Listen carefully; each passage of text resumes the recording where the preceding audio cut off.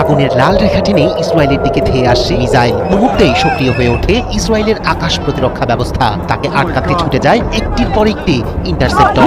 আকাশ জুড়ে বিস্ফোরণের ঝলকানি, ধোঁয়ার বৃত্ত আর তীব্র শব্দ। কিন্তু লক্ষ্যভ্রষ্ট সব চেষ্টা। মাঝপথে গতিপথ বদলে আবার নেমে আসে মিসাইলটি। শেষ পর্যন্ত ভয়ঙ্কর বিস্ফোরণে কেঁপে ওঠে ইসরায়েলের মাটি। তারা মুহূর্তের পর মুহূর্ত মিসাইল ছুড়ে ইসরায়েল ও যুক্তরাষ্ট্রকে নাজেহাল করে দিচ্ছে। কিম জং উন যখন তার পারমাণবিক বোতামেও আঙুল রাখেন, তখন পুরো বিশ্ব থেমে যায়। আর কথাই নয়, এবার সরাসরি ইরানের পক্ষে যুদ্ধে নামারই ঘোষণা দিলেন উত্তর কোরিয়ার প্রেসিডেন্ট কিম জং উন। যুদ্ধের ময়দানে এক ধাপ এগিয়ে এবার ইরানের পাশে দাঁড়ালো উত্তর কোরিয়া। মধ্যপ্রাচ্যে ইরান যুদ্ধ ঘিরে উত্তেজনা যখন তুঙ্গে, ঠিক তখনই যেন আগুনে ঘি ঢাললেন উত্তর কোরিয়ার নেতা কিম জং উন। আজকের সবচেয়ে বড় চমকে দেওয়া খবরটি এসেছে ইসরায়েলের ভেতর থেকে। সরাসরি আঘাত এনেছে ইসরায়েলের প্রধানমন্ত্রী বেঞ্জামিন নেতানিয়াহুর বাসভবনে। আর এই হামলার পর থেকেই খোঁজ মিলছে না নেতানিয়াহুর। বিশ্বজুড়ে এখন একটাই গুঞ্জন, তবে কি মারা গেছেন নেতানিয়াহু? গত 24 ঘন্টায় তার কোনো খোঁজ নেই। বাতিল করা হয়েছে আজকের নির্ধারিত সকল প্রোগ্রাম।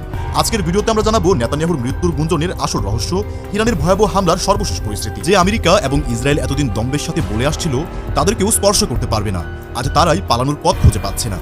ইরানের সর্বোচ্চ ধর্মীয় নেতা আয়াতুল্লাহ আলী খামেনির মৃত্যুর পর পরিস্থিতি যে এতটা ভয়াবহ হবে তা হয়তো পশ্চিমা বিশ্ব স্বপ্নেও ভাবেনি। নেতানিয়াহু ক্ষেপণাস্ত্র হামলা করেছেন। ইসরায়েলের উদ্ধারকারী সংস্থাগুলো নিশ্চিত করেছে জেরুজালেম সহ একাধিক স্থানে ক্ষেপণাস্ত্র আঘাত এনেছে। বেতশেমেশে একটি সিনাগগে হামলায় 9 জন নিহত হয়েছেন বলে জানানো হয়েছে। দর্শকদের অনুরোধ করব একটা মুহূর্ত না টেনে সম্পূর্ণ ভিডিওটি মনোযোগ সহকারে দেখতে থাকুন। আমরা বেশি কথা না বাড়িয়ে সরাসরি দেখে আসব কাঙ্ক্ষিত সব ভিডিওগুলো। তবে তার আগে বলবো, যারা প্রতিনিয়ত আপডেট খবর দেখতে চান তারা অবশ্যই আমাদের ইউটিউব চ্যানেলটি সাবস্ক্রাইব করে পাশের বেল আইকন অন করে দিবেন পরবর্তী ভিডিওর আপডেট সবার আগে দেখার জন্য। আর যারা আগে থেকেই সাবস্ক্রাইব করে রেখেছেন তাদেরকে অসংখ্য অসংখ্য ধন্যবাদ। দর্শক, আপনারা কি কোন জায়গা থেকে ভিডিওটি দেখছেন অবশ্যই কমেন্ট করে জানিয়ে দিবেন। চলুন দর্শক, ভিডিওটিতে আমরা একটি লাইক দিয়ে ধারাবাহিকভাবে সব ভিডিওর আলোচনা দেখে আসি।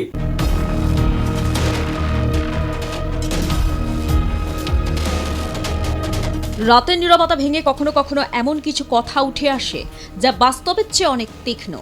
এমনই এক কথা সারা জাগিয়ে শিরোনামে উঠে এসেছে। সে কথা যেন নতুন কোনো সংঘাতের পূর্বাভাস বলাই যায়। যে কথাটা হলো কিম জং উনের হুঁশিয়ারি। কিন্তু প্রশ্নটা এখানেই, এই হুঁশিয়ারি কি সত্যি আসন্ন বিপদের সংকেত, নাকি বৈশ্বিক রাজনীতির চেনা কূটনৈতিক ভাষাকেই আরও চড়া করে তুলে ধরা হচ্ছে? পশ্চিম এশিয়া উত্তেজনার আবহে ইরানের পাশে কোনো দেশকেই দেখা যায়নি। না রাশিয়া না চীন ইরানের বিরুদ্ধে কোনো মন্তব্য করেছে। সবাই বলেছে আলোচনার মাধ্যমে যুদ্ধ থামাতে। তবে এবার কিম জং উনকে দেখা যায় ইরানের হয়ে মন্তব্য করতে। তার একটি কথিত সতর্কবার্তা বা কড়া মন্তব্যকে কেন্দ্র করে আলোচনা শুরু হয়েছে। আসলে কি তিনি সরাসরি কোনো সামরিক হুমকি দিয়েছেন, নাকি দীর্ঘদিনের অবস্থানকে নতুন প্রেক্ষাপটে বসিয়ে আরও ভয়ঙ্কর করে দেখা হচ্ছে? যে ঘটনাটি থেকে কিম জং উন আবার আলোচনা কেন্দ্রবিন্দুতে। পশ্চিম এশিয়ার সামরিক উত্তেজনার আগুন দিন দিন বেড়েই চলেছে। সেই আবহে বিস্ফোরক মন্তব্য করলেন উত্তর কোরিয়ার সর্বোচ্চ নেতা কিম জং উন।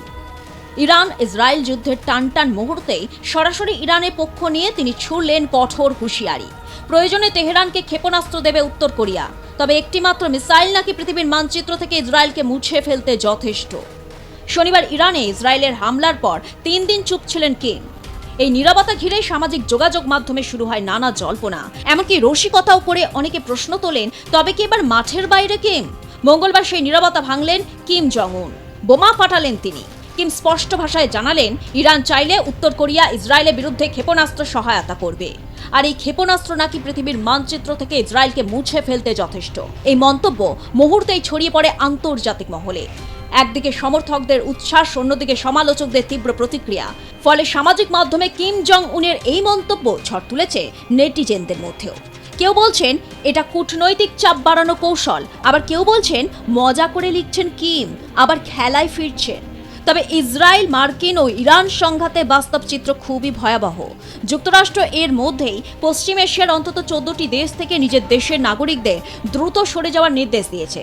সৌদি আরব ও কাতার সহ একাধিক দেশে জারি করা হয়েছে ভ্রমণ সতর্কতা। এদিকে মানবাধিকার সংস্থাগুলির তথ্য অনুযায়ী 28 ফেব্রুয়ারি শুরু হওয়া হামলার পর ইরানে এখনো পর্যন্ত 1000-এর বেশি নাগরিক নিহত হয়েছে, যাদের মধ্যে শিশুও রয়েছে। যুদ্ধের আবহে কিমের এই দাবি, ইরান চাইলে উত্তর কোরিয়া ক্ষেপণাস্ত্র দেবে। শুধু তাই তাই নয়, সেই ক্ষেপণাস্ত্র নাকি পৃথিবীর মানচিত্র থেকে ইসরায়েলকে মুছে ফেলতে সক্ষম। এই কথাটি আন্তর্জাতিক মহলে উদ্বেগ ও উত্তেজনা বাড়িয়েছে। কিন্তু এই বক্তব্যের বাস্তব ও কূটনৈতিক ওজন কতটা, আর পশ্চিম এশিয়ার বর্তমান পরিস্থিতিতে এর প্রভাবই বা কি হতে পারে? তবে প্রথমেই বুঝতে হবে, উত্তর কোরিয়া দীর্ঘদিন ধরে তাদের ব্যালিস্টিক ক্ষেপণাস্ত্র ও পারমাণবিক কর্মসূচিকে জাতীয় শক্তির প্রতীক হিসেবে তুলে ধরে এসেছে। ক্ষেপণাস্ত্র পরীক্ষার মাধ্যমে তারা একাধিকবার নিজেদের সামরিক সক্ষমতার বার্তা দিয়েছে বিশ্বকে। অন্যদিকে ইরানও নিজস্ব ক্ষেপণাস্ত্র প্রযুক্তিতে যথেষ্ট অগ্রসর ও আঞ্চলিক রাজনীতিতে গুরুত্বপূর্ণ ভূমিকা রাখে। ফলে এই দুই দেশের সম্ভাব্য সামরিক সহযোগিতা নিয়ে অতীতেও আন্তর্জাতিক মহলে আলোচনা হয়েছে। তবে সরাসরি উন্নত ক্ষেপণাস্ত্র হস্তান্তরের প্রশ্ন এলে তা আন্তর্জাতিক নিষেধাজ্ঞা, কূটনৈতিক চাপ ও বৈশ্বিক নিরাপত্তা ব্যবস্থার সঙ্গে গভীরভাবে জড়িয়ে যায়। ইসরায়েলকে মানচিত্র থেকে মুছে ফেলা, এই ধরনের বক্তব্য অত্যন্ত আক্রমণাত্মক ও প্রতীকী ভাষা। আন্তর্জাতিক রাজনীতিতে অনেক সময় এমন শব্দ ব্যবহার করা হয় শক্ত অবস্থান প্রদর্শনের জন্য, কিন্তু বাস্তবে একটি সার্বভৌম রাষ্ট্রকে সম্পূর্ণ ধ্বংস করা শুধু সামরিক নয়, কূটনৈতিক ও বৈশ্বিক প্রতিক্রিয়ার দিক থেকেও প্রায় অকল্পনীয়। ইসরায়েল নিজেই উন্নত প্রতিরক্ষা ব্যবস্থার অধিকার, যেমন আয়রন ডোম ও অন্যান্য ক্ষেপণাস্ত্র প্রতিরোধ প্রযুক্তি নিয়ে সুসজ্জিত। পাশাপাশি যুক্তরাষ্ট্র সহ পশ্চিমা শক্তির কৌশলগত সমর্থনও তাদের রয়েছে। ফলে সরাসরি এমন কোনো আক্রমণ বা অস্ত্র হস্তান্তর হলে তা শুধু আঞ্চলিক নয়, বৈশ্বিক সংঘাতে রূপ নিতে পারে। পশ্চিম এশিয়ায় বর্তমান পরিস্থিতি অত্যন্ত স্পর্শকাতর। ইরান ইসরায়েলের উত্তেজনা, গাজা ইস্যু, লেবানন ও সিরিয়ার সংঘাত, সব মিলিয়ে অঞ্চলটি এক অস্থির সমীকরণের মধ্যে রয়েছে। এই প্রেক্ষাপটে উত্তর কোরিয়ার প্রকাশ্য সমর্থন বা সামরিক সহায়তার ইঙ্গিত ইসরায়েলের জন্য কৌশলগত উদ্বেগ বাড়াতে পারে, কারণ এতে বহুমুখী সংঘাতের আশঙ্কা তৈরি হয়, যেখানে একাধিক রাষ্ট্র পরোক্ষ ও প্রত্যক্ষভাবে জড়িয়ে পড়তে পারে। ইরানের ড্রোন আর মিসাইল বহরে স্তব্ধ হয়ে গেছে উপসাগরীয় অঞ্চলের গুরুত্বপূর্ণ মার্কিন ঘাঁটি থেকে শুরু করে জ্বালানি অবকাঠামো সহ ব্যবসায়িক প্রতিষ্ঠান। রণক্ষেত্রে পরিণত হয়েছে কাতার এবং সংযুক্ত আরব আমিরাত। এই দুটো দেশ সবচেয়ে বেশি দেখছে ইরানি ড্রোন আর মিসাইলের ধ্বংসযজ্ঞ। কাতার আর আমিরাতের প্রতিরক্ষা ব্যবস্থার ইন্টারসেপ্টর ফুরিয়ে আসছে। আন্তর্জাতিক গণমাধ্যমগুলোর খবর বলছে, কাতার আর আমিরাতের হাতে আছে মাত্র কয়েকদিন সময়, এরপরই ভেঙে পড়বে আকাশ প্রতিরক্ষা ব্যবস্থা। এমনকি নতুন ইন্টারসেপ্টর খুব সহজে দ্রুত গতিতে উৎপাদন করা একেবারেই অসম্ভব। উপসাগরীয় দেশগুলোতে থাকা মার্কিন মিসাইল প্রতিরোধী ব্যবস্থা ভেঙে পড়ার সময় হয়েছে। এই সময়ে মিসাইল ছুড়ে নিজেদের ভান্ডারে কোনো নেতিবাচক প্রভাব ফেলতে নারাজ আয়াতুল্লাহ আলী খামেনির দেশ। এর বদলে ইরান পাঠাচ্ছে ঝাঁকে ঝাঁকে শাহেদ ড্রোন। এই ড্রোন ইরানের ভান্ডারে আছে হাজার হাজার। উৎপাদনেও খুব একটা সময় নেয় না শাহেদ 136। ইরান শুধু সময়ের অপেক্ষায় আছে। যখনই মার্কিন প্রতিরোধ ব্যবস্থা শূন্যে নেমে আসবে, ঠিক তখনই শক্তিশালী ব্যালিস্টিক মিসাইল ছুটে যাবে মধ্যপ্রাচ্য জুড়ে থাকা মার্কিন স্থাপনা এবং আরবদের বিলিয়ন ডলার মূল্যের ব্যবসায়িক সাম্রাজ্যের ওপর। মাঝের সময়টুকু ইরান চাইছে ড্রোন দিয়েই শায়েস্তা করতে। কম মূল্যের ড্রোন ভূপাতিত করতে ব্যবহৃত হচ্ছে পশ্চিমাদের উচ্চ মূল্যের ইন্টারসেপ্টর। এতে ইরানের বড় সাফল্য অর্জিত হচ্ছে। 20 থেকে 50 হাজার ডলার মূল্যের এই ড্রোনগুলো ইঞ্জিনের কর্কশ শব্দের জন্য আলাদা করেই চেনা সম্ভব। গত 48 ঘন্টায় বাহরাইন, কুয়েত, সংযুক্ত আরব আমিরাত সহ পারস্য উপসাগরীয় অঞ্চলে আঘাত হেনেছে কয়েকশো শাহেদ ড্রোন। মার্কিন আঞ্চলিক মিত্রদের ওপর চাপ সৃষ্টিতে এই কৌশল নিয়েছে তেহরান। একটি মাত্র শাহেদ ড্রোনে ধসে পড়তে পারে বিলাসবহুল ভবনের বেশিরভাগ অংশ। সেই প্রমাণ এর মধ্যেই প্রকাশ্যে। সামাজিক মাধ্যমে ছড়িয়ে পড়া ভিডিওতে দেখা গেছে রাতের আধারে ডেল্টা উইং ড্রোন ঘাস কাটার মেশিনের মতো কর্কশ শব্দে এগিয়ে যাচ্ছে বহুতল ভবনের দিকে এবং সজোরে আঘাত করে। সঙ্গে সঙ্গে ব্যালকনি থেকে ধসে পড়ে জ্বলন্ত ধ্বংসাবশেষ। শনিবার যুক্তরাষ্ট্র ইরান যুদ্ধ শুরুর পর থেকে উপসাগরীয় অঞ্চলে এখন পর্যন্ত 1000-এর বেশি ড্রোন ছোড়া হয়েছে। ধারণা করা হচ্ছে এর বড় একটি অংশই শাহেদ 136 মডেলের। সোমবার আরব আমিরাত জানিয়েছিল তাদের লক্ষ্য করে প্রায় 700 ড্রোন হামলা হয়েছে। এর মধ্যে আঘাত হেনেছে 44টি। শাহেদ ড্রোন 50 কেজি ওজনের বিস্ফোরক বহনে সক্ষম। ব্যালিস্টিক মিসাইলের তুলনায় এটি সস্তা এবং তৈরি করা সহজ। এই ড্রোন দিয়ে মার্কিন নৌবাহিনীর 5ম বহরেও আঘাত হেনেছে ইরান। সাইপ্রাসের ব্রিটিশ ঘাঁটিতে ড্রোন হামলা করেছে তেহরান। এগুলোর পাল্লা 2000 কিলোমিটার পর্যন্ত।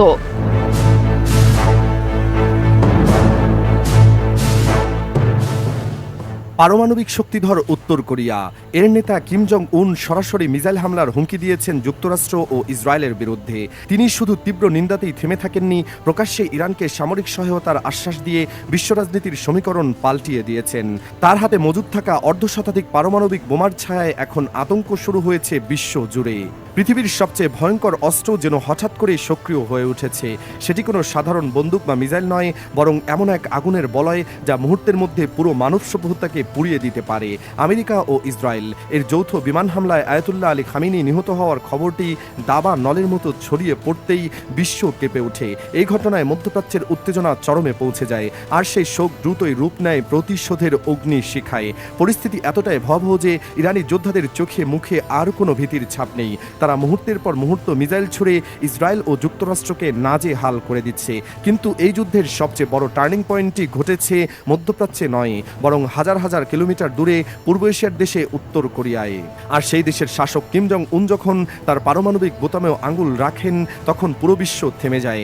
আমেরিকার শত্রু দেশ ইরানের সঙ্গে কিম জং উনের বন্ধুত্ব কোনো নতুন ঘটনা নয়, তা অনেক আগে থেকেই চলে আসছে। এটি এমন এক গভীর কৌশলগত সম্পর্ক যা বছরের পর বছর ধরে শত্রুতার মাঝেও নীরবে বিকশিত হয়েছে।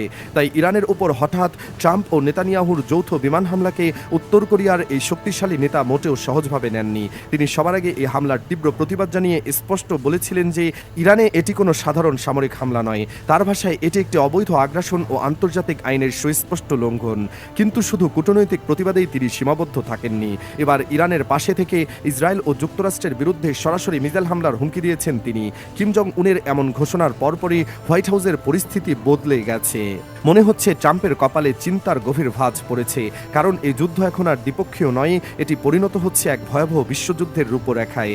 একদিকে যুক্তরাষ্ট্র ও ইসরায়েলের পক্ষে অবস্থান নিয়েছে পারমাণবিক শক্তিধর ফ্রান্স, ইতালি, জার্মানি সহ পশ্চিমা বিশ্বের মোড়লরা। অন্যদিকে ইরানের পাশে পারমাণবিক শক্তিধর রাষ্ট্র চীন ও উত্তর কোরিয়ার অবস্থান যুদ্ধের গতিপথ একেবারেই অন্যদিকে মোড় নিচ্ছে। কিম জং উন স্পষ্ট জানিয়েছেন, আমেরিকা ও ইসরায়েল বরাবরই অন্য দেশে অযথা গ্যাংস্টারের মতো গুন্ডামি করে থাকে। তারা যেন আন্তর্জাতিক আইন নিজেদের পকেটে রেখেছে, আর তাই তাদের কাছ থেকে ভালো কিছু আশা করা বোকামি। বিশেষ করে খামেনিকে হত্যার পর যখন ইরান দখল করতে তারা মরিয়া হয়ে ওঠে, ঠিক তখনই তাদের বিরুদ্ধে হুঙ্কার দিয়ে ওঠেন কিম জং উন। তিনি জানিয়েছেন এবার ইরানকে সাহায্য করতে তিনি তার সামরিক ভান্ডার থেকে আধুনিক মিসাইল পাঠাতে চান। তার ভাষ্যমতে তার একটি মিসাইল তাদের সবাইকে ধ্বংস করে দিতে যথেষ্ট। বিশ্বের সবচেয়ে আধুনিক পারমাণবিক অস্ত্র ও মিসাইলের ভান্ডার কিম জং উনের কাছে রয়েছে। এদিকে ইসরায়েলের প্রধানমন্ত্রী বেনিয়ামিন নেতানিয়াহুর বাসভবনে ইরানের হামলার পর ইহুদিরা এখন আতঙ্কে দিশেহারা হয়ে পড়েছে। তারা বুঝতে পারছে যুদ্ধ এখন তাদের দরজায় এসে ঠেকেছে। ট্রাম্পের যুদ্ধবিরতির প্রস্তাব ইরান সরাসরি নাকচ করে দিয়ে একের পর এক মিসাইল ছুড়ে মার্কিন ঘাঁটি ও ইসরায়েলি স্থাপনা গুড়িয়ে দিচ্ছে। কোনোভাবেই এই যুদ্ধ থামানো যাচ্ছে না। আমেরিকা ও ইসরায়েল কাঁধে কাঁধ মিলিয়ে ইরানের বুকে একের পর এক আঘাত হানছে। তেহরানের আকাশে চলছে যুদ্ধবিমানের ধোঁয়া, মাটিতে পড়ছে বোমার ছাই। ইরান একা, কোনো মিত্রদেশ এখনো এগিয়ে আসেনি তার পাশে। মুসলিম বিশ্ব চুপচাপ দর্শকের ভূমিকা পালন করছে। এই মুহূর্তে উত্তর কোরিয়ার কাছে 50টিরও বেশি পারমাণবিক বোমা মজুদ আছে। শুধু তাই নয়, প্রতি বছর আরও 6 থেকে 12টি নতুন পারমাণবিক অস্ত্র তৈরি করার সক্ষমতা তার হাতে। তার আন্তঃমহাদেশীয় ব্যালিস্টিক মিসাইল সরাসরি আমেরিকার মূল ভূখণ্ডে আঘাত হানতে পারে। ইসরায়েলকে মানচিত্র থেকে মুছে দেওয়ার ক্ষমতাও তার আছে। ভেবে দেখুন, যে পারমাণবিক বোমার ভয়ে আমেরিকা ইরানের ঘরে আগুন লাগিয়েছে, যে পারমাণবিক শক্তির আশঙ্কায় নেতানিয়াহু তেহরানের ফাইটার জেট পাঠিয়েছে, হচ্ছে সেই একই জিনিস কিম জং উনের হাতে শুধু আছে তাই না, সেটা তিনি প্রতিদিন বাড়াচ্ছেন। আমেরিকা যাকে নিয়ে ভয় দেখাচ্ছে সেই আসল শক্তির দিকে তারা চোখ বন্ধ করে রেখেছে। এখানেই শেষ নয়, উত্তর কোরিয়া ও ইরানের সম্পর্ক কেবল মিত্রতায় সীমাবদ্ধ ছিল না, এটি ছিল এক গভীর প্রযুক্তিগত অংশীদারিত্ব। 2003 সাল থেকে পারমাণবিক শক্তিতে সাহায্য করছে পিয়ংইয়ং। 2012 সালে দুই দেশের মধ্যে প্রযুক্তিগত সহযোগিতার আনুষ্ঠানিক চুক্তি স্বাক্ষরিত হয়। 2011 সালে একটি আন্তর্জাতিক রিপোর্টে উঠে আসে যে উত্তর কোরিয়া ইরানকে পারমাণবিক বিস্ফোরণের সিমুলেশন সফটওয়্যার পর্যন্ত বিক্রি করেছে। এই তথ্যগুলো একসাথে রাখলে যে চিত্র দাঁড়ায় সেটা ভয়ানক। ইরানকে পারমাণবিক শক্তি বানানোর পেছনে কিম জং উনের সরাসরি হাত রয়েছে বলে আন্তর্জাতিক মহলের দৃঢ় বিশ্বাস। 2025 সালের জুনে যখন ইসরায়েল প্রথমবার ইরানে সরাসরি হামলা চালিয়েছিল তখন কিম জং উন চুপ থাকেননি। তিনি প্রকাশ্যে ইরানের সমর্থনে দাঁড়িয়েছিলেন। ইসরায়েলকে তিনি সরাসরি সন্ত্রাসী রাষ্ট্র বলেছিলেন। শুধু তাই নয়, ইসরায়েলকে তিনি ক্যান্সার বলেও সম্বোধন করেছিলেন। তার ভাষা ছিল স্পষ্ট, ইসরায়েল যতক্ষণ মধ্যপ্রাচ্যে বিদ্যমান থাকবে শান্তি ফিরবে না। এরপর সরকারি সংবাদ মাধ্যম কেসিএনএ এমন কিছু ছবি প্রকাশ করেছে যেগুলো দেখলে বোঝা যায় কিম কতটা পরিকল্পিতভাবে এগোচ্ছেন। ছবিগুলোতে দেখা যাচ্ছে তিনি তার সামরিক কমান্ডারদের সাথে নিয়ে বৈঠক করছেন, ম্যাপের ওপর নীল কালি দিচ্ছেন, তার চোখে এক ধরনের ঠান্ডা রাগ আর নিষ্ঠুর সংকল্প দেখা যায়। এই ছবিগুলো কোনো সাধারণ প্রচারণা নয়, এটি একটি সতর্কবার্তা। কিম জং উন বুঝিয়ে দিতে চাইছেন যে তিনি কোনো সাধারণ প্রতিপক্ষ নন। তিনি মাটির নিচে লুকিয়ে থাকা এক আগ্নেয়াস্ত্র যেটি যে কোনো মুহূর্তে ফাটতে পারে। তিনি ইরানকে একা ফেলে যাচ্ছে না, তার কৌশল স্পষ্ট, আমেরিকাকে দুই ফ্রন্টে যুদ্ধ করতে বাধ্য করা, একদিকে মধ্যপ্রাচ্য, অন্যদিকে পূর্ব এশিয়া। এই পরিস্থিতিতে বিশ্বনেতারা দিশেহারা হয়ে পড়েছেন। জাতিসংঘ নীরব ভূমিকা পালন করছে। কেউ জানে না কিম জং উন কখন তার রেড বাটন টিপবেন, আর সেই বোতাম টিপলে পৃথিবীর ইতিহাস চিরতরে বদলে যাবে। মানুষ মানুষের বিরুদ্ধে দাঁড়াবে না, বরং টিকে থাকার লড়াইয়ে নেমে পড়বে। তাই প্রশ্ন হলো, মানব সভ্যতা কি এই বিলুপ্তির দ্বারপ্রান্তে এসে পৌঁছেছে, নাকি এখনও শেষ মুহূর্তের কূটনৈতিক সমাধান সম্ভব? কিম জং উনের চোখের দিকে তাকিয়ে পৃথিবী এখন শ্বাস রোধ করে অপেক্ষা করছে। এই নীরবতার ভেতরে যে ঝড় বয়ে যাচ্ছে তা হয়তো আর কেউ দেখতে পাবে না, কিন্তু এর প্রভাব সবাইকে গ্রাস করবে।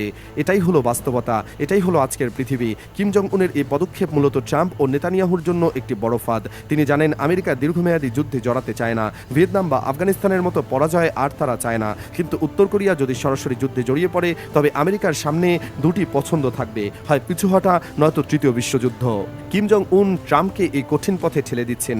তিনি টেরর ব্যালেন্স তৈরি করতে চান, ইরানকে বাঁচিয়ে রেখে তিনি আসলে নিজের নিরাপত্তা নিশ্চিত করতে চান। কারণ ইরান পড়ে গেলে উত্তর কোরিয়ার পালা আসবে, এই ভয় থেকেই তিনি এত অগ্রসর। এই মুহূর্তে বিশ্লেষকরা মনে করছেন এই পরিস্থিতিতে কার লাভ, কার ক্ষতি? সবচেয়ে বেশি ক্ষতি হবে সাধারণ মানুষের, আর লাভবান হবে অস্ত্র ব্যবসায়ীরা। যুদ্ধ তাদের জন্য এক ব্যবসায়িক পণ্য, কিন্তু এই ব্যবসার দাম যে মানুষ দিতে বাধ্য হচ্ছে তা হারহিম করা। আমেরিকা ও ইসরায়েল মনে করেছিল ইরানকে সহজে দমন করা যাবে, কিন্তু তারা ভুল হিসাব করেছে। তারা ভুলে গেছে ইরান একা নয়, তার পেছনে একটি পারমাণবিক শক্তিধর রাষ্ট্র দাঁড়িয়ে আছে। এই ভুলের মাসুল তাদের দিতে হবে মূল্যবান প্রাণ দিয়ে। এখন সবচেয়ে বড় প্রশ্ন হলো, ট্রাম্প কি কিম জং উনের হুমকিকে গুরুত্ব দেবেন, নাকি তিনি আরও বেপরোয়া হয়ে ইরানে আবারও বোমা ফেলবেন? যদি ফেলেন তবে কিম জং উন তার হুমকি বাস্তবে রূপ দেবেন কিনা তা নিয়ে কোনো সন্দেহ নেই। আর তা হলে শুরু হবে সেই চূড়ান্ত বিপদ। পৃথিবী হয়ে যাবে এমন এক জায়গা যেখানে আর কোনো বিজয় থাকবে না, থাকবে কেবল ধ্বংস। ভেবে দেখুন আসল জায়গাটা। কিম জং উন বুঝতে পারছেন ইরানের পারমাণবিক কর্মসূচি যদি শেষ হয়ে যায় ট্রাম্পের উৎসাহ বাড়বে, তখন পরের টার্গেট হবে উত্তর কোরিয়া। ট্রাম্পও জানেন, অথবা তিনি একজন অপ্রত্যাশিত মানুষ, দিক নির্দেশনাহীন মিসাইলের মতো, কখন কোন দিকে যাবেন কেউ জানেন না। এমন একজন মানুষের হাতে পারমাণবিক অস্ত্র থাকা মোটেও নিরাপদ নয়। তিনি জানেন আজ হোক বা কাল ট্রাম্প তার পারমাণবিক শক্তি নিয়ে প্রশ্ন তুলবেই। তাহলে কি এটাই সেই হিসাব? ট্রাম্পকে ঠেকাতে কিম খামেনিকে বাঁচাতে আসছেন। ইরানকে বাঁচিয়ে রাখতে পারলে আমেরিকার মনোযোগ মধ্যপ্রাচ্যেই আটকে থাকবে, উত্তর কোরিয়ায় আসবে না, এটাই কিমের অঙ্ক। দক্ষিণ কোরিয়ার প্রেসিডেন্ট সম্পর্ক উন্নয়নের চেষ্টা করেছেন, কিন্তু ফলাফল হয়নি, কারণ কিম যা চান তাই করেন। তিনি কারো কথা শোনেন না, কারো চাপ নেন না। রাশিয়া ও চীন সবসময় তার পাশে দাঁড়িয়েছে। এখন যদি এই তিন শক্তি রাশিয়া, চীন আর উত্তর কোরিয়া ইরানের পেছনে এসে দাঁড়ায়, তাহলে যে ছবি তৈরি হবে সেটা তৃতীয় বিশ্বযুদ্ধের খসড়ার চেয়ে বড় কিছু নয়। শেষ প্রশ্নটাই সবচেয়ে ভয়ানক আর সবচেয়ে জরুরি। কিম জং উন কি তার বন্ধু খামেনির পাশে দাঁড়িয়ে আমেরিকার বিরুদ্ধে নতুন যুদ্ধের মোর্চা খুলবেন? যদি খোলেন তাহলে এই গ্রহে মহাযুদ্ধের আগুন জ্বলে ওঠা প্রায় নিশ্চিত। আর সেই আগুনে পুড়বে না কেবল মধ্যপ্রাচ্য, পূর্বে পুরো পৃথিবী। কিম চুপ আছেন, কিন্তু তার হাতের রিমোটে 50টি পারমাণবিক বোমা অপেক্ষা করছে। পৃথিবী অপেক্ষা করছে শ্বাস বন্ধ করে। এই অনিশ্চয়তা, এই আতঙ্ক আর এই রহস্য কবে কাটবে? আকাশে কালো মেঘ জমছে আর মাটিতে শোনা যাচ্ছে বিস্ফোরণের গর্জন। মানুষের চোখে এমন আতঙ্ক আর অনিশ্চয়তা, শুধুই অপেক্ষা কখন নেমে আসবে চূড়ান্ত বিপদ। দর্শক এতক্ষণ সাথে থাকার জন্য অসংখ্য ধন্যবাদ। ইতিমধ্যে আপনারা ভিডিওর আলোচনা দেখে বুঝতে পেরেছেন আজকের ভিডিওটি কতটা গুরুত্বপূর্ণ। এই বিষয়ে আপনার মূল্যবান মন্তব্য অবশ্যই কমেন্ট করে জানিয়ে দিবেন। দর্শক আজকের জন্য এতটুকুই ভিডিও ছিল। আর পরবর্তী আপডেট খবর পেতে আমাদের চ্যানেলটি অবশ্যই সাবস্ক্রাইব করে পাশের বেল আইকন অন করে দিবেন। আল্লাহ হাফেজ।